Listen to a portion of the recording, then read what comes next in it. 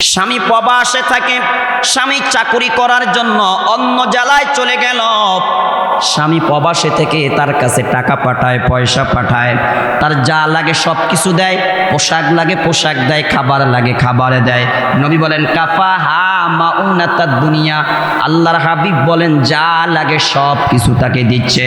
নবীজি বলেন স্বামী যখন টাকা পাঠায় সেই টাকা দিয়ে মতলব বাজার যে সবচেয়ে দামি পোশাকটা ক্রয় করে, আকর্ষণীয় পোশাক ক্রয় করে, ওই পোশাক পরিধান করে ফাতা বাররাজাত ওয়া তামাররাজাত, অর্ধ উলঙ্গ হয়ে স্বামীর ঘর থেকে বের হয়ে ভিন্ন পুরুষকে সৌন্দর্য দেখায়, ভিন্ন পুরুষকে নিয়ে রাস্তায় ঘুরে, ভিন্ন পুরুষকে নিয়ে মার্কেটে ঘুরে, ভিন্ন পুরুষকে নিয়ে কেবিনের মধ্যে সময় কাটায়, ভিন্ন পুরুষকে নিয়ে কক্সবাজারে যায়, ভিন্ন পুরুষকে নিয়ে মিনি কক্সবাজার চাঁদপুর যায়। ঠিক না বে ঠিক কথা বলেন? আল্লাহর হাবিব বলেন এই নারীকে রব কিয়ামতের ময়দানে কোনো প্রশ্ন করবে না, কোনো জিজ্ঞাসা করবে না, হে আয়েশা কেন গুনাহ করলাম, হে ফাতেমা কেন গুনাহ করলাম, হে খাদিজা কেন গুনাহ করলাম। রব বলবে কোনো প্রশ্ন নাই, বিনা প্রশ্নে তাকে জাহান্নামে ফেলে দাও। চিল্লায়া বলি না আউযুবিল্লাহ। আপনি আল্লাহর বিধান মতে পর্দা করে মতলব বাজারে যেতেই হবে। আপনাকে জমি রেজিস্ট্রেশন করবেন, যেতেই হবে। বাজার করা লাগবে, যেতেই হবে। টাকা আছে ব্যাংকে, ঘরে টাকা নাই, যেতে হবে ব্যাংকে। কথা বুঝছেন ভাইয়ারা আমার? বাবা অসুস্থ, স্বামীর অনুমতি নেই, বাবার বাড়িতে যেতেই হবে, আপনি যেতে বাধ্য। শুনেন, এখন যাওয়ার আগে কি করলেন জানেন? বোরকা টোরকা সব পরলেন, পরার পরে বা পরার আগে খুব ভালোভাবে সাজলেন, সুনু মাখলেন, পাউডার মাখলেন, পারফিউম লাগাইলেন, আতর লাগাইলেন, সেন্ট লাগাইলেন, যা বলেন সব লাগাইলেন। এবার যখন বাড়ির থেকে বের হলেন, বের হওয়ার পরে আপনাদের বাড়ির গাড়ার আগে, বাড়ির সামনে, বাড়ির দরজায় কি আছে? দোকান আছে। দোকানে 15-20 জন যুবক অথবা বৃদ্ধ বসে আছে। আপনি যখন এদের পাশ দিয়ে যাচ্ছেন, আপনার শরীর থেকে গ্যারাম দিয়ে চাষার নাকের মধ্যে, ওই যুবক ভাইয়ের নাকের মধ্যে যখন গেল, তখন তারা তাকাইলো, কিরে এই গ্যারাম কোন দিক থেকে আসছে? ওই যে একজন মহিলা যাচ্ছে, আর একজন কইটা কেড়ে কইটা আঙ্গ বাড়ির আব্দুর রহিমের বউ। না কথা বলেন না? চিনতে পারক বা না পারক, রব বলেন, আল্লাহ বলেন এই নারীর শরীর থেকে যতটা পুরুষের নাকে গ্যারান যাবে, ততটা পুরুষের সাথে জিনা করলে যেই পরিমাণ গুনাহ হইতো, ওই নারীর আমল নামায় সেই পরিমাণ জিনার গুনাহ লেখা হবে। বুঝেন না হাদিসটা? মনে হয় আপনারা এখনো বুঝতে পারছেন? ভাইয়েরা আমার, বন্ধুরা আমার, আমি বলি নাই, তিরমিজি শরীফের হাদিস আসছে, নবীজি বলেন কুল্লু আইনিন জানিয়া, যখন স্বামীর বেডরুমে থাকবে, যখন স্বামীর কাছে থাকবে, যখন স্বামী বাড়িতে আসবে, যখন স্বামী বাড়িতে থাকবে, যখন স্বামীর কাছে যাবে, তখন সে তার সবটুকু সাজগোজ করে স্বামীর সামনে নিজের সৌন্দর্য প্রকাশ করবে। ঠিক না বে ঠিক কথা বলে? একটা মেয়ের সৌন্দর্য দেখবে, দেখে আনন্দ ভোগ করবে, তার সৌন্দর্য উপভোগ করবে, তার দিকে তাকায়া খুশি হবে, আনন্দিত হবে। একজন পুরুষ, সেই পুরুষটার নাম হলো তার স্বামী। ঠিক না ব্যাঠি কথা বলেন? বুঝতেছেন কথা আপনারা আমার? হ্যাঁ, তাহলে এবার আসেন, নারীদেরকে আল্লাহ ঘরে থাকার কথা বললেন, কোথায় কথা বলে না? প্রয়োজনে ঘর থেকে বের হবে। কয়টা প্রয়োজনে? 3 কারণে। কিভাবে বের হবে? জাহিলি যুগের নারীদের মতন না পর্দা করে? ইউদনিনা আলাইহিন্না মিন জালাবিবিহিন্না হিসাবে। এরপরে 3য় নাম্বারে জানতে পারলাম, যখন ঘর থেকে বের হবে, এলেম শিখতে যাবে, বাজার করতে যাবে, বাবার বাড়িতে যাবে, উপার্জন করার জন্য যাবে, আতর মেখে যাবে, সুগন্ধি মেখে যাবে, পাউডার লাগিয়ে যাবে, সুনু লাগাইয়া যাবে। আচ্ছা, ওই সময় পাউডার লাগানোর কি প্রয়োজন? সুনু মাখার কি প্রয়োজন? সে তো হেজাব পড়তেছে, হেজাব দিয়ে তো তার চেহারা ঢেকে যাবে। এখন তার সে স্বামীর কাছে যাচ্ছে না। কথা বলেন না কেন ভাইয়ার আমার? এখন তার স্বামী বেডরুমে যাচ্ছে না, এখন তো সুনু লাগানোর প্রয়োজন নাই, পাউডার লাগানোর প্রয়োজন নাই। কথা বলেন না কেন ভাইয়ার আমার? তাহলে আল্লাহর হুকুম রসুলের হুকুমের সাথে মিল আছে কিনা? কথা বলেন না, মিল আছে কিনা?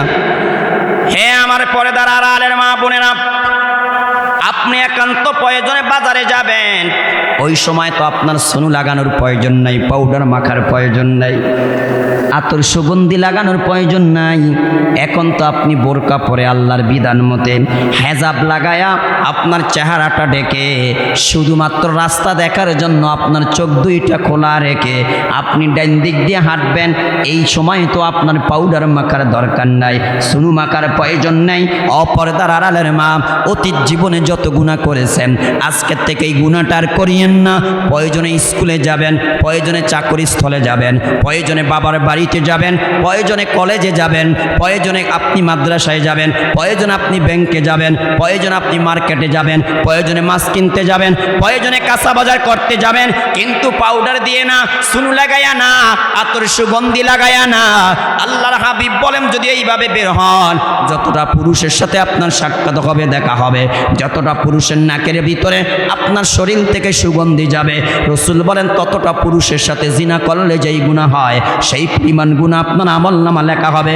অথচ আপনি জীবনে কোনোদিন জিনা করেন নাই, জিনার পথে যান নাই, জিনার পথে হাঁটেন নাই, জিনামূলক কাজকর্ম কোনোদিন করেন নাই, কিন্তু এই ভুলটা করার কারণে রসুল বলেন আপনার আমলনামা জিনার গুনাহ লেখা হয়। বলি নাউযুবিল্লাহ।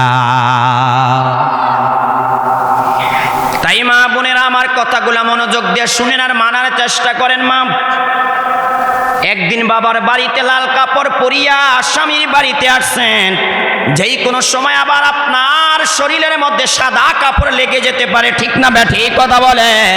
হ্যাঁ, পর্দার আড়ালের মা, আর কত গুনাহ করবেন, আর কত মোবাইলে গুনার জিনিস দেখে নিজের জীবনটা শেষ করে দিবেন। মা, এখনো সময় আছে, তওবা করেন, আল্লাহর বিধান মতে ঘরের মধ্যে অবস্থান করেন, মোবাইলে গুনার জিনিস দেখা বন্ধ করে দেন, কোরআন তেলাওয়াতের আমল করা শুরু করে দেন।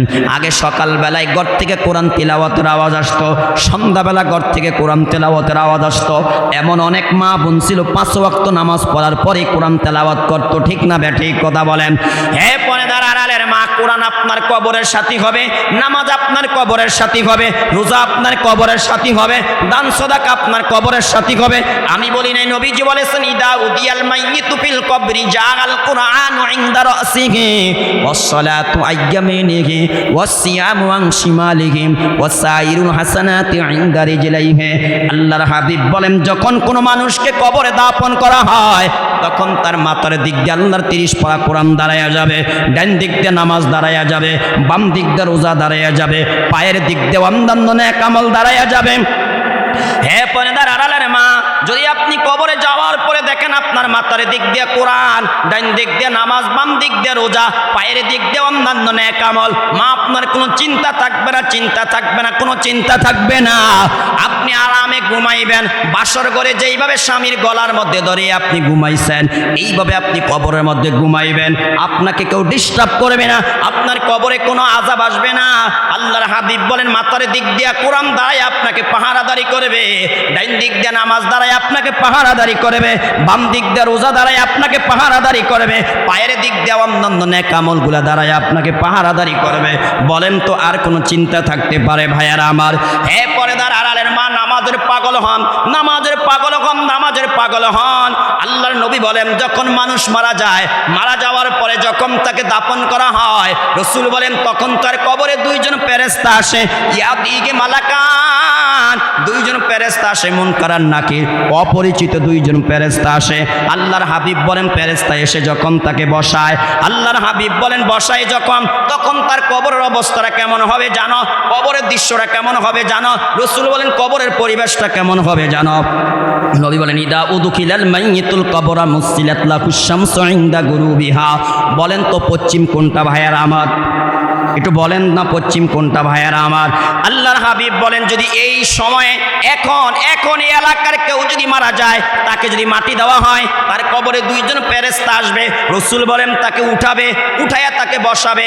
আমরা যেইভাবে ঘুমের থেকে উঠার পরে আঙ্গুল দিয়ে চোখগুলা ডলতে থাকি, আল্লাহর হাবিব বলেন মৃত ব্যক্তি কবরে যাওয়ার পরে যখন উঠে বসবে, ওয়ায়ামসাফু আইনাইহি, সে তার আঙ্গুল দিয়ে চোখগুলা ডলতে থাকবে, চোখগুলা ডলতে থাকবে।